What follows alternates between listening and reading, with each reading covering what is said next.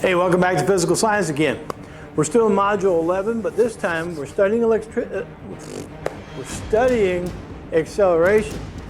But what we're going to do today, you just got done doing all those practice problems, and we're doing accelerations back and forth, left and right, in this one dimension, okay? We're talking about things speeding up and slowing down. But now what we're going to do is we're going to take all those acceleration problems and we're going to turn them vertical, okay? We're going to turn them vertical. Which means we're going to start talking about gravity. Ooh, not a very good balance on that one, is there? Okay, we're going to start talking about gravity. Okay? Now, most of us know about gravity. You got to study a little bit about, I'm sure, in elementary school, and definitely in middle school. And so you know a lot about it. In fact, you've been experimenting with acceleration for quite some time. Ever since you were just a little tykey, a little kid, You're a little baby and you got that big old watermelon head, and you're walking around, trying to learn to balance, wham, down to the ground you go. You've learned a lot about your first lesson in gravity, right? Ouch, is what you learn. Sometimes in science, we're told things that we don't believe, but we just memorize them anyways because that's what's going to be on the test, okay? And I want to address one of those things today. Somebody, somewhere along the way, said this incredible phrase. They said, everything falls at the same rate. Everything falls at the same rate. Now, the first time you heard that, you're probably thinking the same thing I was. Of course, I'm a real weird nerd. I hope you're not thinking about it quite the same I was. But people often sit there and they think, you mean to tell me if I drop this baseball and I drop this pen and I get on top of a building or a press box somewhere up high and I drop them, you mean to tell me they're going to fall at the exact same rate and these are both going to hit the ground at the same time? I don't think so. No, of course not.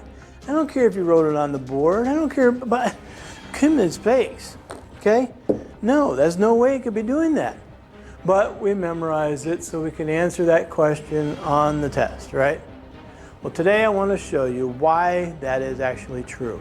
And that there's one special condition that a lot of times either we forget about it or somebody didn't bother to tell us, okay? To this lesson, there's also going to be attached a very cool, you must watch it. It's going to be a really cool video of a guy dropping a feather in a bowling ball.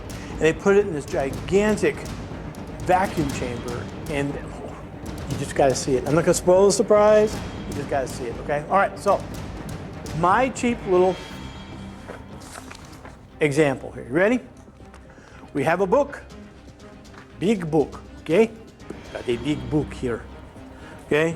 It's got over 816 pages, plus the thickness of the covers versus one little sheet of paper, okay? It's part of an old homework assignment, okay? Now, you mean to tell me, if I drop both of these, they're going to fall at the same rate and both hit the ground at the same time? Yeah, let's try that, shall we? Okay, here we are up on the desk. I'm going to take these two, I'm going to let go of them at the same time. Oh, better get my hand out of the way. Drop these at the same time. Which one's going to hit the floor first? Well, according to what you were told, they're supposed to hit the ground at the same time. Yeah, right. Okay? You're thinking the same thing I am. Somebody lied to us. No, nobody lied to you. They forgot to tell you about something that was very important about this. Okay? Now, why? Why did this paper take such a long time to hit the ground? Now you saw it was going, it was just drifting down, drifting down. Well, what was stopping the paper from falling really fast? Some of you are already thinking it. The air, right? The air friction, right? Air friction must have been playing it. So I'll tell you what. Let's do this again. But this time, we're going to let the book block the air so that the paper won't get caught by the air. I'm just going to gently set the paper on top of the book. I'm not licking it and sticking it. No, there's nothing sticky on there. We're just going to put it and rest it right on top of there, nice and gentle. Here we go. Which one's going to hit the floor first? Well, the book, right? Because it's on the bottom. No. Are they going to fall at the same rate? Yes or no? What do you think is going to happen? Let's find out. Oh, no, you almost thought, right? Okay, here we go. Ready? 1, 2, 3. Whoa. The paper went down the same speed as the book. Now, the question is why? Was there any air friction? Well, no, the book was kind of like pushing the air out of the way and letting the paper go down. Well, there's a slight little problem here. If any of you like aerodynamics, and you like airfoils, or you like spoilers on your car, or you ever notice those new big panels they put on the back of great big freight trucks? Okay, this is part of the reason. The air, as the book goes down, the air it gets out of the way of the book, but then as soon as air goes past the flat edge, it wants to fill in back behind the book. So the air comes up, and the only way it can do is it kind of curls and creates a circular motion on all the sides. So there's this back air pressure pushing the paper down against the book. Okay, that's called drafting. Okay, for those of you in the NASCAR driving and everything, you get into that suction zone where the air curls back behind the other vehicle. There's actually a nice force, a suction there, and it actually can pull the next car behind it up to it, or carry it along behind it. A little bit, not a whole lot, but a little bit. So, that might be cheating. But you did say air. So what could we do to this piece of paper so that it doesn't change the weight or the mass of it, but it does go through the air better? I'm glad you said that. I heard you. I heard you. You said, wad it up into a ball. That's right. We're going to wad this little thing up into a ball. So now it's not going to act like a leaf. It's going to floating down, right? It's going to have hopefully about the same amount of air friction as the book now.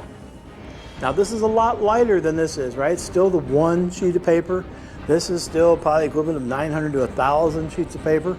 Okay, so it's still much, much, much, much lighter, like 1,000 times lighter. Here we go. We're going to do it one more time. Here we go. The book and the paper, same time.